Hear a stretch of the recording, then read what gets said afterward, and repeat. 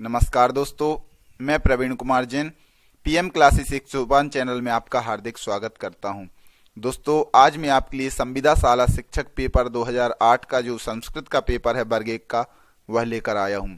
दोस्तों, यह पेपर बड़ी ही मुश्किल से मिला हुआ है, तो आपके लिए पहुंचाने का मन हुआ। दोस्तों, इस वीडियो को आप पूरा देखें, पेपर को देखें और अगली जो संविदा परीक्षा आने वाली है उसका प्रश्नों का अनुमान लगाएं। दोस्तों, यदि आपने मेरा चैनल पीएम क्लासेस 105 अभी तक सब्सक्राइब नहीं किया है तो दोस्तों सब्सक्राइब भी कर लें, जिससे और भी अगली वीडियोस आएं उसकी नोटिफिकेशन आपको मिल सके। दोस्तों, बेल आइकन को जरूर दबाएं। देखते हैं दोस्तों संविदा शाला शिक्षक 2008 का वर्ग 1 का संस्कृत का पेपर। पहला प्रश्न है, इंद्रियार्थ सन्निकर्ष जन्य क्या है? तो इंद्रियार्थ सन्निकर्ष जन्य है प्रत्यक्ष। हमने यहाँ पर परिभाषा भी दी हुई है, इंद्रियार्थ सन्निकर्ष जन्यम ज्ञानम प्रत्यक्षम। तो यहाँ पर प्रत्यक्ष आंसर इसका सही हो जाएगा। नेक्स्ट क्वेश्चन है दोस्तों, हित्वाभास है। तो हित्वाभास हैं कितने प्रकार के हैं? 5 प्रकार के, पंचविध यहाँ पर नाम दिए हुए हैं। सब व्यभिचार, विरुद्ध, सत प्रतिपक्ष, असिद्ध, बाधित, यह 5 भेद इसके हैं। नेक्स्ट है दोस्तों, संयुक्त समवाय सन्निकर्ष के द्वारा ग्रहण किया जाता है, तो वह है घट रूप। दोस्तों, यह जो प्रश्न आ रहे हैं अभी तर्क संग्रह से आ रहे हैं, जो कि अन्नम भट्ट द्वारा लिखे थे। तो तर्क संग्रह जो संविदा वर्ग 1 के पेपर में है वह आप अच्छी तरह याद करें। दोस्तों, इनकी परिभाषाएं भी याद करें, क्योंकि जब तक ये परिभाषा याद नहीं होगी तब तक हम ये प्रश्न का उत्तर नहीं दे पाएंगे। तो दोस्तों, ये एडवाइस है कि एक आप इनकी परिभाषाएं तर्क संग्रह की और भेद प्रभेदों को अच्छी तरह याद कर लें। दोस्तों, मैं भी इसकी वीडियो आपके लिए लाऊंगा। देखते हैं, तो घट रूप प्रत्यक्ष जनने संयुक्त समवाय सन्निकर्ष। तो यहाँ पर संयुक्त समवाय सन्निकर्ष के द्वारा क्या ग्रहण किया जाता है? घट रूप प्रत्यक्ष। तो घट रूप यहाँ पर सही हो जाएगा। नेक्स्ट है दोस्तों, ज्ञान का अधिकरण है। तो ज्ञानाधिकरणम आत्मा, यह वो भी है, एक परिभाषा है आत्मा की, ज्ञानाधिकरणम आत्मा। नेक्स्ट है दोस्तों, असाधारण कारण है। तो असाधारण कारण क्या है? कार्य, हेतु, करण या प्रमाण। तो करण यहाँ पर सही हो जाएगा। असाधारणम कारणम करणम, यह मैंने यहाँ पर परिभाषा भी दी हुई है करण की। नेक्स्ट है, सामान्य के भेद हैं। तो सामान्य कितने प्रकार का होता है? 2 प्रकार का दोस्तों, पर और अपर। पर और अपर के भेद से 2 प्रकार का द्विविध सामान्य होता है। नेक्स्ट क्वेश्चन दोस्तों यहाँ पर है, चतुर्विंशति सहस्री संहिता है। तो चतुर्विंशति सहस्री संहिता क्या है? रामायण। रामायण में 24,000 श्लोक हैं, तो इसलिए इसको चतुर्विंशति सहस्री संहिता, चतुर्विंशति मतलब 24, सहस्री मतलब 1000, तो चतुर्विंशति सहस्री संहिता कहलाती है रामायण। महाभारत कहलाती है वो 1,00,000 श्लोक होने के कारण इसको कहते हैं सतसाहस्री संहिता। सतसाहस्री मतलब 100,000, तो 100,000 मतलब 1,00,000, इस प्रकार। नेक्स्ट है दोस्तों, यदि हस्ति तदन्यत्र यन्नेह हस्ति न तत्क्वचित। यह कथन किसके लिए प्रयुक्त है? तो यह कथन है महाभारत के लिए प्रयुक्त, क्योंकि महाभारत में ही कहा गया है कि जो महाभारत में लिखा हुआ है वो सब जगह है, और जो महाभारत में नहीं लिखा हुआ है वो कहीं पर भी नहीं है। अर्थात महाभारत में सब कुछ वर्णन है। नेक्स्ट है दोस्तों, महाभारत में पर्व हैं, तो 18 पर्व इसमें हैं। नेक्स्ट क्वेश्चन है, किमे भी मधुराणम मंडनम नाकृतीनाम।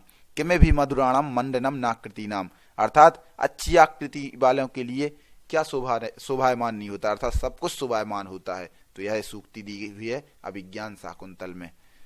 नेक्स्ट है, पुरूरवा और उर्वशी के प्रेम का वर्णन है। तो पुरूरवा और उर्वशी के प्रेम का वर्णन है विक्रमोर्वशीयम में, विक्रमोर्वशीयम में। नेक्स्ट क्वेश्चन है दोस्तों, जाबाली के आश्रम का जिसमें वर्णन किया गया है। तो जाबाली के आश्रम का वर्णन है कादम्बरी में। कादम्बरी में जाबाली के आश्रम का वर्णन है। सुकनास उपदेश इसका एक भाग है। तो वह सब इसके चंद्रापीड़, तारापीड़ आदि जो पात्र हैं।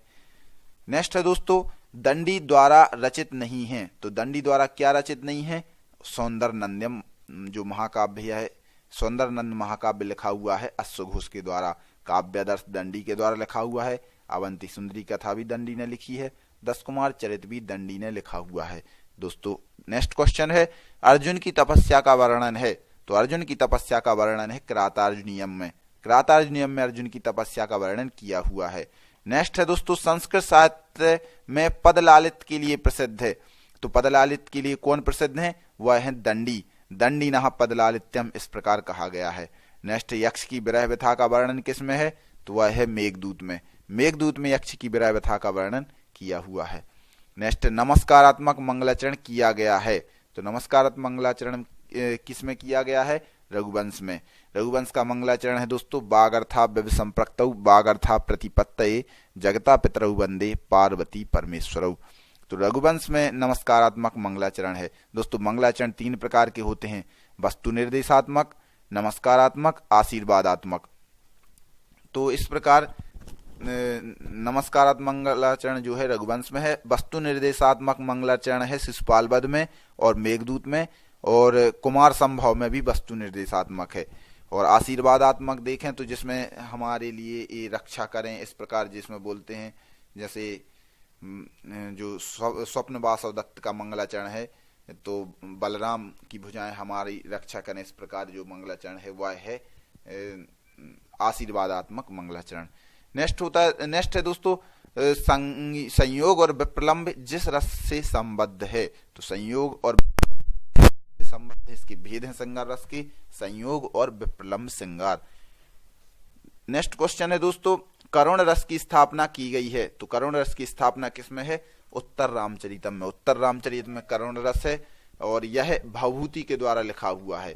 दोस्तों एक बात और है कि जो भावभूति ने जितने भी वो लिखे नाटक, उनमें विदूषक का भाव है। नेक्स्ट क्वेश्चन है, मैत्रेय नामक विदूषक है, तो वह है मृच्छकटिकम में। मैत्रेय नामक जो विदूषक है वह मृच्छकटिकम में है।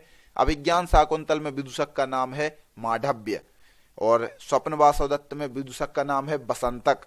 उत्तर रामचरित भावभूति के द्वारा लिखा हुआ है भावभूति के द्वारा लिखा हुआ है, और इसमें विदूषक का अभाव है। दोस्तों जो हमने अभी बताया भावभूति के 3 नाटक है, मालती माधव, महावीर चरित, उत्तर रामचरित, इन तीनों में विदूषक का अभाव है। नेक्स्ट है उत्तर रामचरित में पात्राएं हैं, तो वह है मुरला और तमसा, 2 पात्राएं हैं, क्योंकि प्रियंवदा और जो अनुसूया हैं वह पात्राएं हैं अभिज्ञान शाकुंतल में। वासवदत्ता पद्मावती हैं स्वप्न वासवदत्त में, और गौतमी और शकुंतला भी अभिज्ञान शाकुंतल में हैं। मुरला और जो तमसा है वह है उत्तर रामचरित में। नेक्स्ट क्वेश्चन है दोस्तों, इनमें से जो भावभूति रचित नाटक नहीं है, तो भावभूति के द्वारा रचित नाटक कौन सा नहीं है? मध्यम व्यायोग, क्योंकि 3 नाटक इनके हमने अभी बताए थे, मालती माधव, महावीर चरित और उत्तर रामचरित, यह 3 भावभूति के हैं। नेक्स्ट बुद्ध चरितम महाकाव्य के प्रणेता हैं, तो बुद्ध चरितम महाकाव्य लिखा है अश्वघोष ने।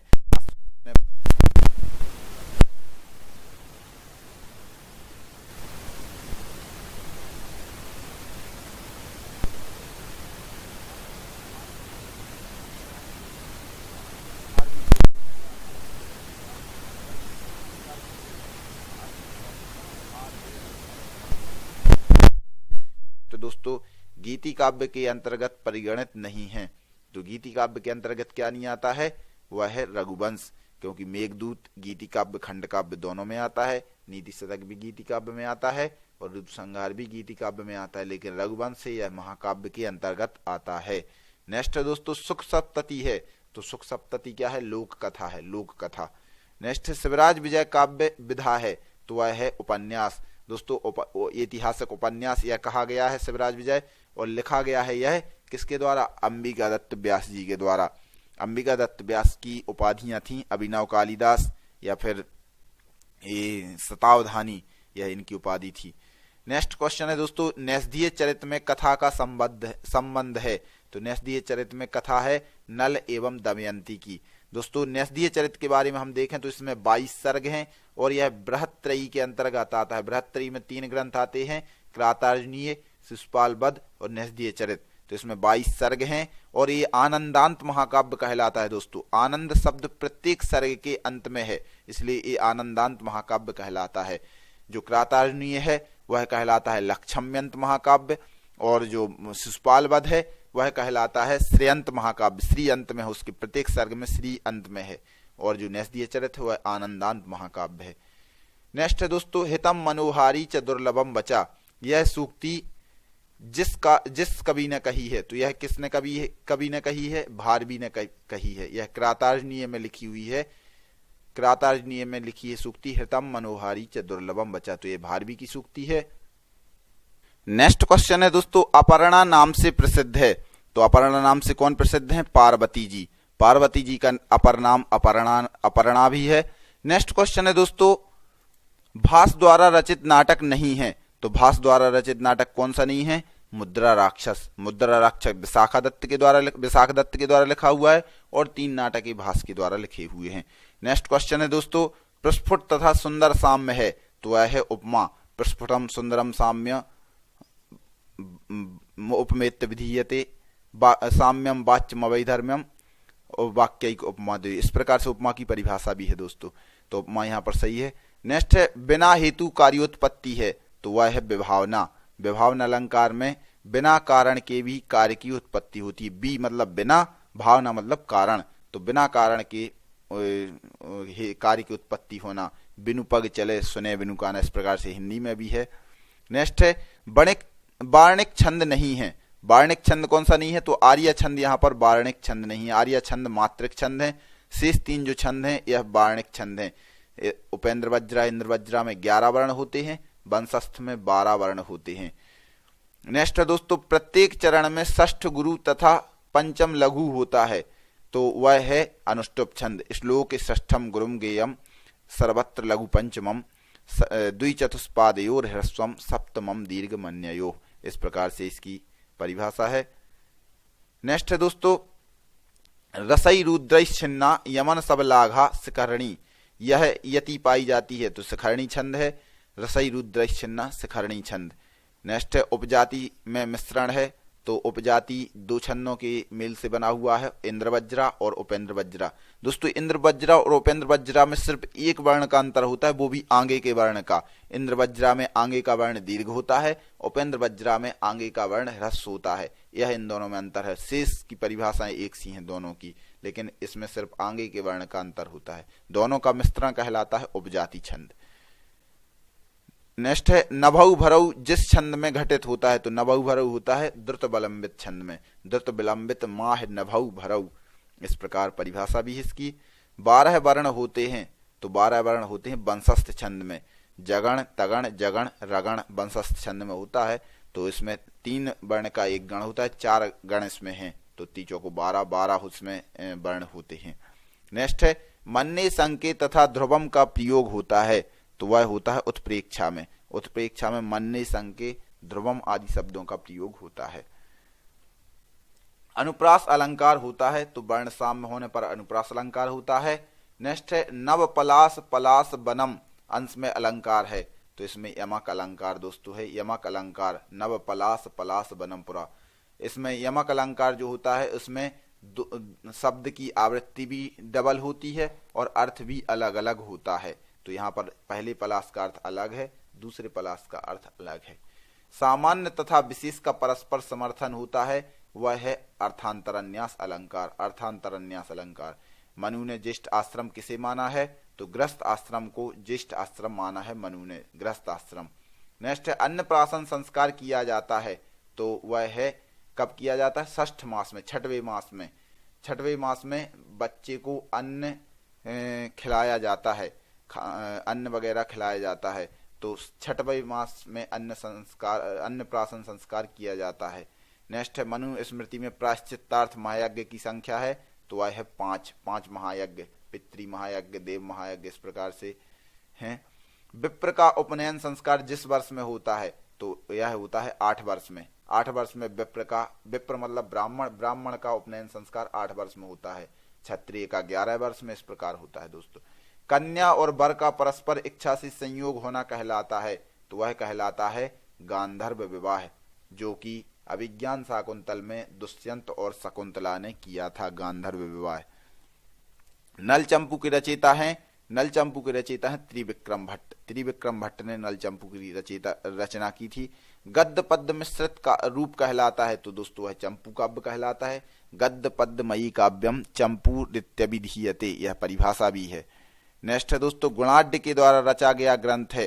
तो वह है बृहत कथा। बृहत कथा गुणाढ्य ने लिखी है। पंचतंत्र के प्रणेता हैं विष्णु शर्मा। अभिता के योग में विभक्ति होती है। तो वह होती है द्वितीय विभक्ति। अभिता, परिता, समया, निक्षा, हा प्रति योगेपि, इन सब शब्दों के योग में द्वितीय विभक्ति होती है। जो वाक्य अशुद्ध है, तो कौन सा वाक्य अशुद्ध है? यहाँ पर 2 वाक्य दोस्तों अशुद्ध हैं। गुरुम नमा, नमा के योग में हमेशा चतुर्थी विभक्ति होती है। नमा स्वस्ति स्वाहा स्वधा अलम वसत योगाच्च, तो यहाँ होना चाहिए था गुरवे नमा, तो यह तो गलत है ही। साथ में हरि बैकुंठे अधिवसति, तो बैकुंठे की जगह बैकुंठम होना चाहिए था दोस्तों, बैकुंठम, क्योंकि उपान बध्यांग बसा एक सूत्र है, इसमें उप अनु अधि आंग पूर्वक जो बस धातु होती है उनके साथ कर्म संज्ञा हो जाती, तो बैकुंठम यहाँ पर आना चाहिए था, लेकिन यहाँ पर बैकुंठे लिखा हुआ है। रुचि अर्थ वाली धातुओं के योग में प्रियमाण की होती है, तो वह होती है संप्रदान संज्ञा, रुच्यर्थानाम प्रियमाणा सूत्र से। नेक्स्ट है भीत्रार्थानाम भय हेतु, सूत्र घटित होता है, कहां पर घटित होता है, तो यह घटित होता है दोस्तों चोरात विभेति में। चोरात विभेति में भय के योग में पंचमी विभक्ति है। अक्षणाकाणा में सूत्र प्रवृत्त होता है, तो अक्षणाकाणा में एनांग विकारा सूत्र प्रवृत्त होता है। अंग विकार जहां पर दिखाया जाए तो अक्षणा आंख से काना, यहाँ पर आंख से अंग विकार दिखाया जा रहा है। पादेन खंजा, सिरसा खलवाटा, कर्णेन बधिरा, तो इस प्रकार ये सब इसके उदाहरण हैं एनांग विकारा के। नेक्स्ट है दोस्तों शुद्ध वाक्य है, तो शुद्ध वाक्य यहाँ पर है पित्रा सह गच्छति, पित्रा सह गच्छति, क्योंकि दोस्तों जो सह के योग में विभक्ति होती है वह होती है तृतीया विभक्ति, तो तृतीया विभक्ति यहाँ पर है पित्रा सह गच्छति। सहयुक्ते अप्रधाने सूत्र से, सहयुक्ते अप्रधाने सूत्र से करण संज्ञा होती है, तो तृतीया विभक्ति यहाँ पर होगी। षष्ठी से सूत्र का उदाहरण है, तो वह है राज्ञा पुरुषा, राज्ञा पुरुषा, राज्ञा पुरुषा में षष्ठी से सूत्र का उदाहरण है। नेक्स्ट है वृक्ष से पत्ता गिरता है, इसका अनुवाद है, तो वृक्ष से पत्ता गिरता है वृक्षात पत्रम पतति, वृक्षात पत्रम पतति, पंचमी विभक्ति होती है अलग होने के अर्थ में। दृश्य धातु का लिट लकार उत्तम पुरुष द्विवचन का रूप है, तो वह है द्रक्ष्यावा, द्रक्ष्यावा बनता है। लिट लकार भविष्य काल उत्तम पुरुष द्विवचन में पूछ रहे, तो द्रक्ष्यावा बन जाएगा। रमा शब्द का चतुर्थी एक वचन में रूप होगा, तो रमायई। नेक्स्ट है पितृ शब्द का षष्ठी विभक्ति एक वचन में पितुः बनता है दोस्तों, पितुः। नेक्स्ट है आत्मनि पद में विभक्ति है, तो आत्मनि पद में सप्तमी विभक्ति यहाँ पर है, आत्मन शब्द से सप्तमी एक वचन में बनता है आत्मनि। नेक्स्ट है मह्यम में मूल शब्द है, तो मह्यम में मूल शब्द है अस्मद, अस्मद शब्द के रूप में चतुर्थी एक वचन में मह्यम बनता है। नेक्स्ट है दोस्तों लब धातु लट लकार उत्तम पुरुष एक वचन का रूप है, एक वचन का रूप है, तो वह है लभे, लभे रूप उत्तम पुरुष एक वचन में बनता है लट लकार में लब धातु से। नेक्स्ट है अतिष्ठम में कौन सा लकार है, तो स्था धातु लंग लकार यहाँ पर है, स्था धातु लंग लकार। नेक्स्ट है दोस्तों समास कहा जाता है, तो समास कहा जाता है संक्षिप्तीकरण को, संक्षिप्तीकरणम समासः, समसनम समासः, इस प्रकार परिभाषा है। अन्य पद के अर्थ की प्रधानता होती है, तो अन्य पद के अर्थ की प्रधानता होती है बहुव्रीहि समास में, बहुव्रीहि समास में दोस्तों अन्य पदार्थ प्रधानो बहुव्रीहि, इस प्रकार परिभाषा है। विशेष और विशेष का समास होता है, वह होता है कर्मधारय समास, विशेषणम विशेषण बहुलम सूत्र से, विशेषणम विशेषण बहुलम। द्वंद्वे घी सूत्र घटित होता है, तो द्वंद्वे घी पहले दोस्तों हम देखेंगे द्वंद्व समास में होता है, लेकिन द्वंद्व समास में घी शब्द घी संज्ञा जिसकी हो उसका पूर्ण निपात होता है, इस सूत्र का अर्थ है। तो घी संज्ञा किसकी होती है, ह्रस्व इकारांत उकारांत शब्दों की घी संज्ञा होती है जो स्त्रीलिंग में चलते हैं, नित्य स्त्रीलिंग शब्द में। तो यहाँ पर हरि हरऊ ऐसा नहीं दोस्तों, हमने ये गलत बोल दिया, नित्य स्त्रीलिंग शब्द नहीं, मतलब ह्रस्व इकारांत उकारांत शब्दों की घी संज्ञा होती है, ये समझना हमें। तो यहाँ पर हरि हरऊ जो सिद्धि है इसमें हरि शब्द की घी संज्ञा होती है, इसलिए उसका पूर्णपात हो जाता है।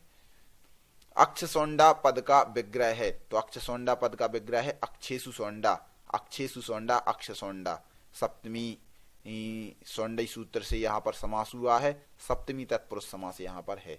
पंचगमम पद में समास है, तो यहाँ पर दिगु समास है, पंचगमम में दिगु समास है, इसका विग्रह है पंचगमम का पंचानाम गवाम समाहारा, इस प्रकार। उपकृष्णम में प्रयुक्त उपकार्थ क्या है, तो यहाँ पर है समीप अर्थ, समीप, अव्यम विभक्ति समीप सूत्र से अव्यय भाव समास यहाँ पर होता है समीप अर्थ में, उपकृष्णम में कृष्णस्य समीपम विग्रह। एको यणाची सूत्र प्रवृत्त होता है, तो मध्वरी में होता है, मधु प्लस अरि मध्वरी, इस प्रकार कहा गया है। नेक्स्ट प्रश्न है दोस्तों गंगौघा का संधि विच्छेद है, तो गंगा उघा का संधि विच्छेद होता है गंगा प्लस ओघा। यहाँ पर विसर्ग नहीं लगा हुआ है, लेकिन यही आंसर सही है, बी आंसर सही है, गंगा प्लस ओघा। नेक्स्ट है दोस्तों, तल्लया में सूत्र प्रवृत्त होता है। तो तल्लया में कौन सा सूत्र प्रवृत्त होता है? तोरली। ता के स्थान पर ला आदेश होता है। तत् प्लस लया तल्लया, तोरली सूत्र से। तत् प्लस लीना तल्लीना। तो तवर्ग के लिए ला हो जाता है, ला के बाद में होने पर। तवर्ग के लिए क्या होता है? ला हो जाता है, ला के बाद में, ला परे रहने पर। इस प्रकार तोरली सूत्र का अर्थ है। नेक्स्ट है दोस्तों, अत और एंग हैं। तो अत और एंग होती है गुण संज्ञक। अत और एंग गुण संज्ञक होते हैं। सूत्र भी है अदेंग गुणा, अत एंग चा गुण संज्ञा स्यात्।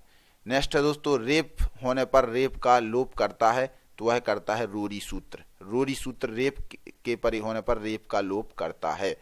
पेष्टा में प्रवृत्त सूत्र है, तो इष्टु नाष्टु सूत्र से इसमें इष्टुत्व व्यंजन संधि हुई है। पेष्टा में पेश प्लस टा, इस प्रकार इसका विग्रह है। नेक्स्ट है दोस्तों, ठक प्रत्यय के ठकार को होता है। तो ठक प्रत्यय के ठकार को आदेश हो जाता है एक ठस्से का सूत्र से। ठस्से का सूत्र आपने तद्धित प्रत्यय में, तद्धित प्रकरण में दोस्तों पढ़ा होगा। तो तद्धित प्रकरणों में ठस्से का सूत्र से ठा के स्थान पे एक आदेश होता है। नद्यादिभ्यो ढक सूत्र प्रवृत्त होता है, तो वह होता है वाराणसीयम में। वाराणसीयम में नद्यादिभ्यो ढक सूत्र से ढक प्रत्यय हुआ है। ढा के लिए ए आदेश हो जाता है इसमें।